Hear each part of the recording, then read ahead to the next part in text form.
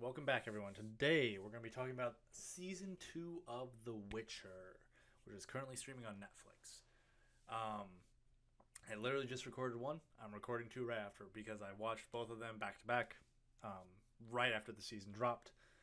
So, recording this a little bit after, which probably won't come out for a little bit, but gotta say, oh man, I'm so excited. I'm so excited. This season was very good. And I've talked about this in a couple other reviews. I don't know when things will. I'm still working on when I'm going to be publishing things and stuff like that. So those might not be out yet. But one thing I've been complaining about with some of the other things, I think Wheel of Time and Hawkeye were the two that I've did in the reviews. But the use of dropping an episode like week by week. I'm so happy that The Witcher did not do that. They did not fall into that trend because I am so sick and tired of that trend. This show, because I could watch it back to back, it's so good, and I think you get so much more impact when you don't like force people to wait. And like some people will watch it, only one episode at a time and stuff like that, and that's totally fine. But I think that the narrative benefits of just being able to watch episodes back to back to back really drives home the impact. I think I watched this season in like literally 2 days, and these episodes are like an hour long a piece, and there's like 8 of them. So I basically just like sat down and like binged watched it. And for me, I really like doing that because if I take too long to like read something or watch something, I generally am very good about remembering elements, but it just like some of those things don't just hit as hard as they do when you've got them back to back to back. Um, so I said in my Witcher one season one review, I have not played through the games. I've played a little bit of Witcher 3, but very very little. But I have read through all of the main series books. None of the short stories off to the side, just the main series. So I know some of the elements of the story and the story progressing moving forward. So, I'm going to go into spoilers from here on out. If you haven't watched season 2, if you watched season 1, go watch season 2, please. It's great. It's really good. I'm really excited to see where the show goes. They've got 7 seasons planned. I trust them entirely at this point to do the story justice. I'm very excited for this adaptation and to see where it moves forward. I think there will be some divergence from the books, but I think there's a clear love for the source material, and it's very obvious when like fans are in charge of making and producing these types of shows. So,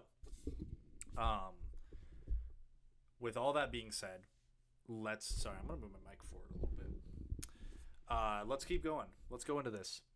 Pros, spoilers, stuff like that.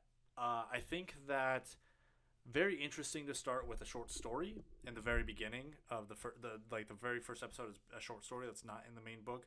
I think that's good because it gives there's a bit of flow of time that works, and I talk about this. I probably talked about this in several reviews and stuff like that, but giving story space to breathe is very important, and that's what this episode does. It's a good episode on its own. There's good elements in it, and I know it's probably based off one of the short stories. I don't know which one it is. I haven't read it, but it's so well done, and it again sets the tone for the world of this very dark, cruel world where people are not necessarily good or evil. There's like this very gray morality that goes on throughout the story, and I think that's super super super excellent. Like obviously we really like I think we're supposed to empathize with the basically the Beauty and the Beast type story, but we find out that he's been turned into a monster because of a curse that's placed on him. We know a little bit why. We learn a bit more and a bit more throughout the story, but it's so dark, and that ending scene when Carol's basically like do it yourself, telling him to go kill himself is it's fantastic, and I think it's really good. And then moving forward in the series where we get the scenes in Kaer Morhen, I really think those are super, super good. I really enjoy the time that we get to see with almost all the characters there. I think are really well done. Getting to see series interactions with all the other Witchers as well is fantastic. Um, Getting to see her interactions with Triss is awesome. I really liked those character moments we got throughout that um, that series of events in there, and those episodes, take up a good chunk of the middle of the story. And there's so much like interactions and building these relationships between characters, and I think it's just so important to see, and it's really important to see the skill that Geralt has compared to his companions. Like, he is clearly supposed to be like kind of the best among them, and I think that's well shown in this season, and just the elements of like how dedicated he is to his craft. Obviously, there's still the White Knight elements playing in there too, of like him kind of wanting to be this protector, and I love that. I love that about him. Like, he's definitely got that I don't care, but he does really care about people, especially people who are innocent and don't deserve what they're getting, like Ciri. The story with Yennefer this season, uh, definitely for me not as impactful as last season. I think last season she was like a standout. I still think she amazing stuff in this season, and I really thought that the emotional beats with like the relationship the relationship between Geralt and Yennefer and Ciri was super complex and made a bit more dynamic with conflicts in between. I'm interested because I know in the books, I don't think Yennefer comes to Kaer Morhen unless someone. It's been a little while since I've read the books. It's been a couple years, so correct me if I'm wrong, but I'm pretty sure Geralt takes Ciri to her outside of Kaer Morhen in the books. So it's interesting that she comes and that dynamic plays. And I know the demon story, I think, is not really necessarily part of the books, but part of maybe another short story that's been tied in. I thought it was really well tied in. I like that the dynamic between the three of them is not like solidified yet. Like, there's this tension between Geralt and Yennefer because of the way Yennefer acted, but like clearly Ciri needs Yennefer to tutor her and magic and stuff like that, and Yennefer needs Ciri because it kind of fulfills that desire to be a mother. And I love that dynamic in the books, and I love it at play here, and I'm super excited to see where that goes in season 3. I might have to pick up the book sooner rather than later just to remember what happens moving. Like, I know the overall story, but I'm kind of interested in seeing some of the small parts and how they play out in the books compared to how they play out in the show, moving into these future seasons and stuff like that. I want to talk about the big thing at the end of season 2.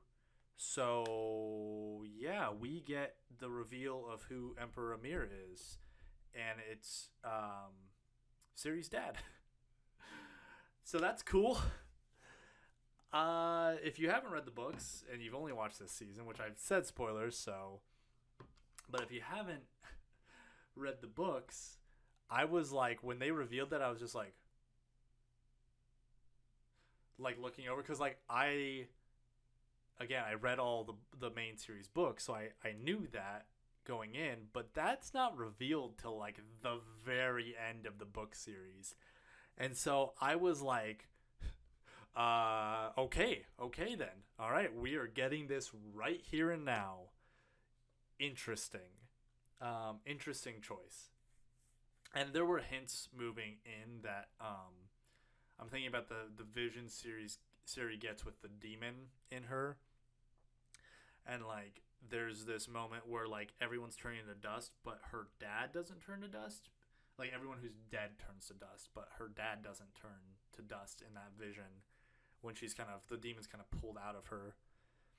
And I knew then, I was like, ooh, that's a sneaky little foreshadowing hint. I love it, but I didn't expect them to reveal it at the end of the episode, and I thought that was an interesting choice. I mean, I guess it's like it might create a little bit more tension knowing who's chasing after Siri or what the stakes are a little bit more, but like we get it at the end of this season is just like everyone's like, oh yeah, we need to capture her and kill anyone alongside, or capture or kill her and capture anyone or kill anyone alongside her, which is, that's basically like basically what happens. Everyone wants Siri for different reasons, but mostly because she's just like she's just got like a lot of power and political power as well. So it's interesting to see all of the political and powerful forces at work in the world be like, yes, we need to get her. So I'm excited to see how season 3 is going to deal with all of that. And all these different players kind of coming to a head of like all being focused on one target. So that is exciting. Criticisms for season 2. I've talked about a lot of positives. I mean, I'm already running low on time of how long I'd want this to go on. But gosh, I honestly, like, guys, this show for me is like killing it right now. Like season 1, season 2 are excellent, very well done. I'm probably gonna go do another rewatch of the entirety 1 through 2, just to kind of see if I catch any more things on my second watch through. But right now, I'm pretty satisfied with what's going on, and if they keep up this amount of like solid, writing work, acting, cinematography, I'm totally satisfied with that, and I'm very excited to see where this goes. I guess the one thing I could say is like in season 1 we had the fight in Blaviken, which I talked about and I raved about, and it's like one of my favorite. It's like probably my favorite fight sequence that I've ever seen. We didn't really have one of those as much in this that I was like really like absolutely like thriving and loving and wanted to watch over and over again. But that's okay, because that's like honestly, in my opinion, it's like a masterpiece sequence of just choreography, and the fight sequence is just, it's so good. So we didn't have anything quite that amazing this season, but overall, still great. Still excited to see where it goes. I mean, they're killing it right now. I'm totally pumped to see where they take it. There's definitely I'm feeling some changes moving forward into the later part of the story, but I think that's okay, because from what I've seen so far, it feels very much like the heart of the story, but not necessarily like to the letter. And it feels like they're very much like weaving elements from like the game and the short stories and kind of like folding them in to the story in a very satisfying way that feels natural. That doesn't feel like it's forced in, like it's adding this filler element. It just feels like it's, oh yeah, this totally makes sense that this would be happening in this narrative order. So excited, super excited. Let me know what you guys think. I'm interested to talk about this show a lot. I'm excited to see season 3. Are you guys excited to see season 3? I just can't wait. If you can't tell, I'm very hyped. So that's gonna be it for this one. I hope you guys enjoyed. Hope we get to talk again soon. Excited to see season 3. I'll see you next time. Thanks for watching.